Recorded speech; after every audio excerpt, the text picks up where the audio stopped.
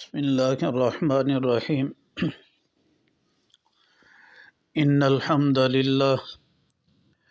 والصلاة والسلام علی من لا نبی بعد اما بعد۔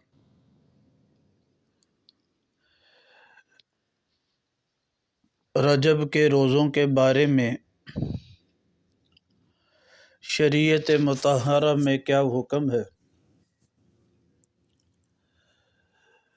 اس بارے میں پہلے قرآن مجید کی آیت مبارکہ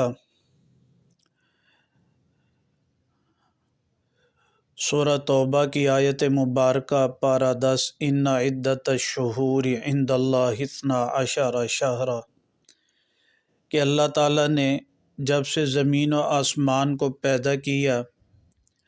12 مہینے رہے، ان 12 مہینوں میں منہا اربعۃ حرم، اس میں 4 مہینے حرمت والے ہیں۔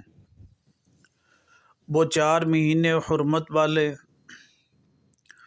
ان مہینوں میں ایک مہینہ رجب کا مہینہ ہے، محرم کا مہینہ بھی ہے۔ اس بارے میں روایات مبارکہ میں کچھ روایات مبارکہ میں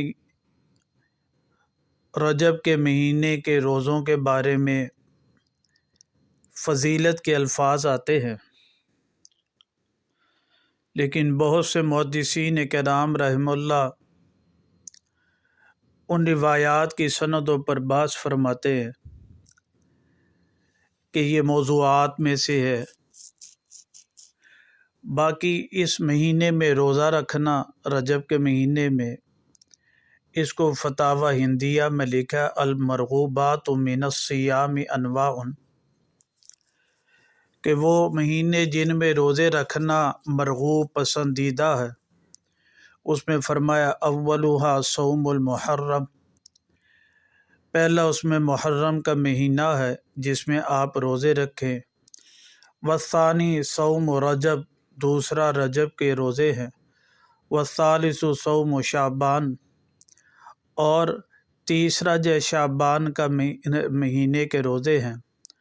وصوم عاشورہ، اور عاشورہ کے دن کا روزہ بھی 10ویں محرم الحرام کا بھی مستحب ہے، مرغوب ہے۔ لیکن اس بارے میں بہت سی من گھڑت باتیں بھی کر دی جاتی ہیں اور اس میں فضیلت بیان کر دی جاتی ہے۔ روایات مبارکہ کی اسناد کو نہیں دیکھا جاتا، وہ روایات جس کو محدثین کے نام رحمہ اللہ موضوع کہیں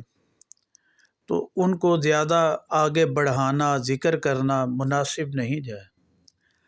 ایسا ضرور ہے کہ رجب کا مہینہ ہے، روزے رکھیں، عبادت کریں، رمضان مبارک کے آمد کے لیے دعا کریں، جیسے روایت مبارکہ میں آتا ہے اللہم بارک لنا فی رجب و شعبان، اے اللہ آپ برکت دے دے ہمارے لیے رجب اور شعبان میں، وبلغنا رمضان، اور رمضان کے مہینے تک ہمیں پہنچا دیں۔ اللہ تعالیٰ جو ہے مسنون زندگی پر عمل کی توفیق نصیب فرمائے، بدعات سے اور من گھڑت باتوں سے اللہ سبحانہ و تعالیٰ حفاظت فرمائے۔